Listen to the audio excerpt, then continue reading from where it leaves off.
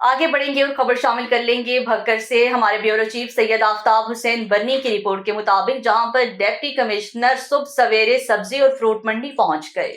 Deputy commissioner علی اکبر بھنڈر صبح سویرے سبزی اور فروٹ منڈی پہنچ گئے۔ ان کے ہمراہ اے ڈی سی جی عباس رضا ناصر اور اے ڈی سی ریونیو ظفر حسن نقوی تھے۔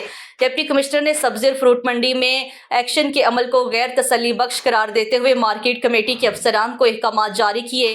منڈی میں سبزی اور فروٹ کے فروخت کے لیے آنے والے کسانوں کا روزانہ بنیادوں پر ڈیٹا مرتب کریں اور آڑھتی حضرات کی جانب سے خرید کردہ مال کا جائزہ لے کر ایکشن کا عمل شروع کیا جائے۔ انہوں نے کہا ہے کہ آڑھتی حضرات مناسب نفع حاصل کر کے سبزی اور فروٹ کی عام مارکیٹ میں ترسیل یقینی بنائیں تاکہ عام آدمی کو زیادہ سے زیادہ مارکیٹ ریلیف میسر آئے۔ ڈپٹی کمشنر علی اکبر بھنڈر نے مزید گفتگو کرتے ہوئے کہا ہے کہ منڈی میں ایکشن کے پروسیس پر کڑی نظر رکھی جائے گی اور چیک اینڈ بیلنس کے نظام کو مربوط اور مؤثر بنایا جائے گا۔